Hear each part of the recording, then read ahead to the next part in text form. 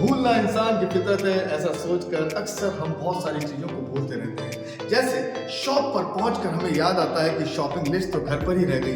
बच्चों की फीस की लास्ट डेट भूल जाते हैं, बिल जमा कराने के आखिरी दिनांक भूल जाते हैं। घर में भी टीवी का रिमोट, चाबियां, खुले पैसे, अरे यही तो रखे थे, रख कर भूल जाते हैं। कभी कभी तो अपने इंपॉर्टेंट डॉक्यूमेंट्स और इंपॉर्टेंट चीजों को भी घर में इतना संभाल के रख देते हैं कि कहाँ रखा था ये भी भूल जाते हैं। मगर दोस्तों, इन सब भूलने की हमें कोई सजा नहीं मिलती है। सजा तो मिलती है हमारे घर के बच्चों को जो पढ़ाई कर रहे हैं, लर्नर्स को जो कॉम्पिटिशन की तैयारियां कर रहे हैं। अगर वो चीजों को भूल जाएं, अपनी पढ़ाई को भूल जाएं, तो उनके मार्क्स कम हो सकते हैं, उनका साल खराब हो सकता है।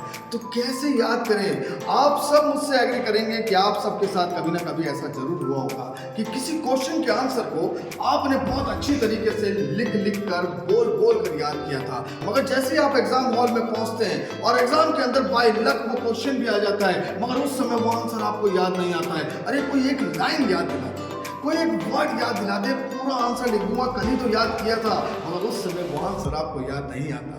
मगर हद तो तब होती है दोस्तों, जब वही नालायक आंसर आपको एग्जाम हॉल से बाहर निकलते ही याद आ जाता है। अरे यार ये लिखना था, मगर कभी आपने सोचा है कि वो आंसर उस समय आपको क्यों याद नहीं आया? वही तरीका कि घर में होते हुए भी आपको वो चीजें नहीं मिलती हैं जो आपके घर में हैं, मगर कुछ ऐसी चीजें भी होती हैं जो आपको घर में हमेशा टाइम पर मिल जाती हैं। जैसे कपड़े कहाँ मिलते हैं घर में? अलमारी में। सब्जियां कहाँ मिलती हैं? किचन में, फ्रिज के अंदर। क्योंकि जिन चीजों की रखने की सही जगह होती है वो कभी नहीं खोती, और जिन चीजों के रखने की सही जगह नहीं होती है वो अक्सर खोती रहती हैं।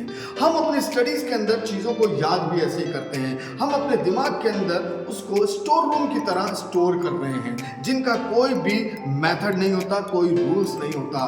कहीं भी किसी भी जगह चीज को रख दें, अगर हम उसे सही जगह पर रखना सीख जाएं तो वो हमें सही समय पर याद भी आ जाएंगी। और वही तरीका हमें अपने याद करने में सीखना है। क्या कोई ऐसे तरीके होते हैं? हाँ होते हैं दोस्तों। सर कैसे मालूम? क्योंकि बहुत समय से तो हमारे दादा पापा और सबके टाइम से हम एक ही तरीका यूज करते आ रहे हैं। बिल्कुल वही तरीका ना, बार बार लिख कर और बार बार बोल कर। दोस्तों, एजुकेशन के 4 डायमेंशंस होते हैं, यानी रीडिंग पढ़ना, राइटिंग लिखना, समझना यानी कॉम्प्रिहेंशन और अंडरस्टैंडिंग, और चौथा सबसे मेन पार्ट होता है, that is memorisation and recollection. आप इस तरह से समझ सकते हैं दोस्तों कि आपकी सफलता की राह पर ले जाने वाली कार के 4 टायर हैं, जिसमें से रीडिंग आपको स्कूल ने सिखाया, राइटिंग आपको स्कूल ने सिखाया, समझना अंडरस्टैंडिंग आपको स्कूल ने सिखाया, मगर मेमोराइजेशन का दिया जाता है होमवर्क। यानी कि उन 3 टायर्स में तो हवा फुल है, चौथा टायर आपका मेमोराइजेशन कोई नहीं सिखाता। और वही पुराना तरीका यूज करते हैं जो हमारे पुराने समय से चला रहा है, यानी बार बार लिख कर और बार बार बोल कर। उनसे वही प्रॉब्लम होती है जो आपको अभी मैंने बताया कि दिमाग में होते हुए भी